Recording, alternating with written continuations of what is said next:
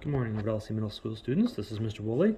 Of course, remember, the information contained in this video is intended to be viewed only by the students in Mr. Woolley's classroom. By watching this video, you will not record or share the video with anyone who's not a student in Mr. Woolley's classroom. All right, so we are ready to go.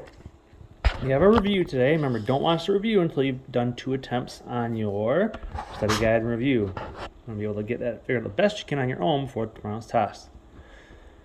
All right, so here's question 1. Use a distributive property to simplify. Well, 6 times 4m gives you 24m. 6 times where you're going to treat like a minus 5 or negative 5 gives you a negative 30.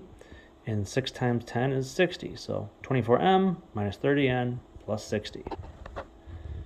Next up, number 2, use a distributive property to simplify. We have our 4 times 5p, 20p.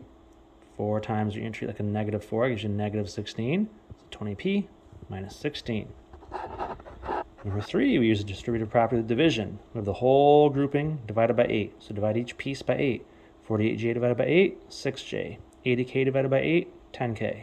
Everything's positive, so it's 6j plus 10k. Number 4. All right, we want to factor here.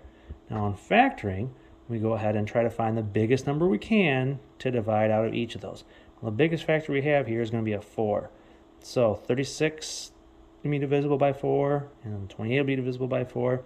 So if I do that, 36w divided by 4, my 4 on the outside of my grouping here, 36 divided by 4 gives me 9w.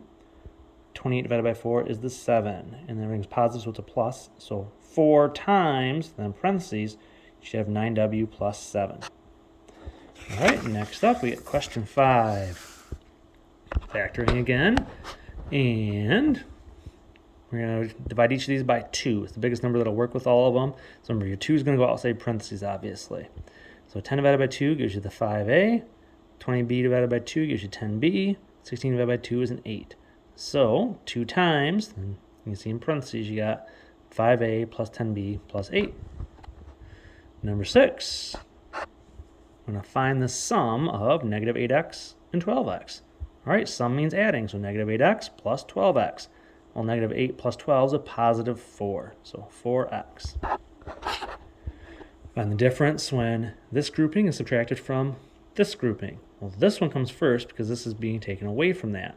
So 6n minus 2 minus this grouping here, 9n plus 9.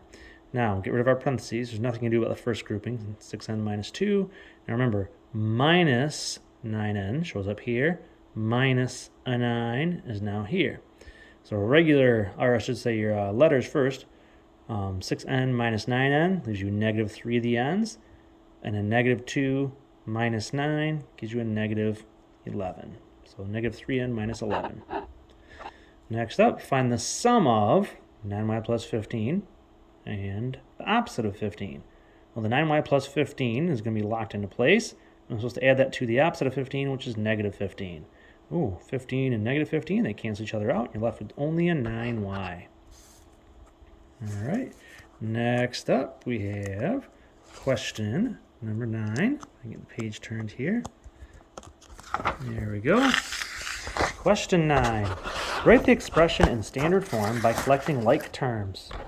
So, one of the things that was mentioned last week, when you have a negative sign outside of a grouping, everything becomes its opposite. So negative turns the 3h into a negative 3h. Negative turns the 7 into a negative 7. And then minus 4h is just minus 4h. So negative 3h minus 4h gives you negative 7 of the h's. The only regular number I have is a minus 7, so just minus 7. So negative 7h minus 7. All right, we have to collect like terms with fractions. Well, the 3/5 minus the 3/10. They have different denominators, so I can't work through that real well until I get the same denominators. So 5s and 10s, the first match of denominators here is going to be 10s. So this one's already locked into place. How's your 5 grow to a 10? 5 times 2. 3 times 2 gives you 6. So you get 6/10 v minus 3/10 v. Leaves you with 3/10 v, so 3/10 v. All right, number 11, the multiplicative inverse or reciprocal of 5 is 1/5, and the multiplicative inverse reciprocal of 1/4 is 4. That would be true, because if I put 5 or 5 over 1, and I flip it, it's 1/5. If I flip 1/4, it becomes 4 over 1, or just 4. So that would be true. Next up, we had to collect like terms the best we could first and then finish solving it because they actually told you what r is going to equal. Well, negative 5 times a positive 3, I can do that, and I get negative 15. Still got the times r hanging out, though.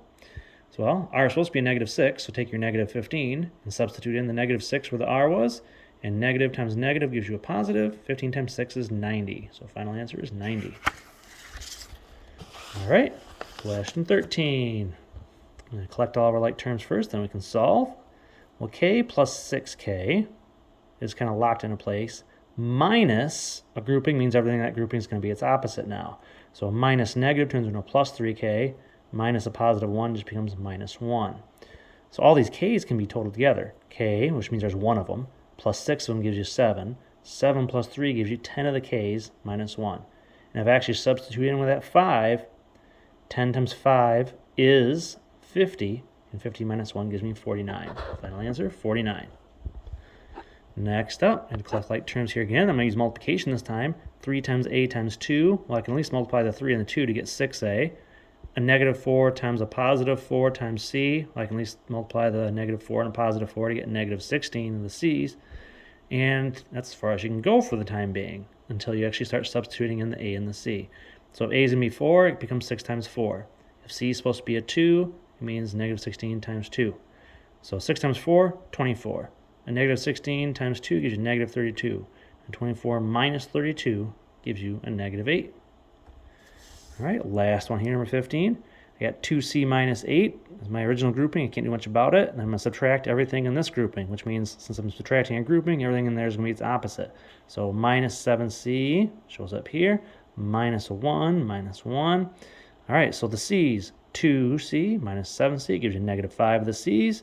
And regular numbers, a negative 8 minus 1 is a negative 9. Now, I'm supposed to actually solve this with c being a negative 5. So a negative 5 times a negative 5 is a positive 25. You take away 9, your answer is 16.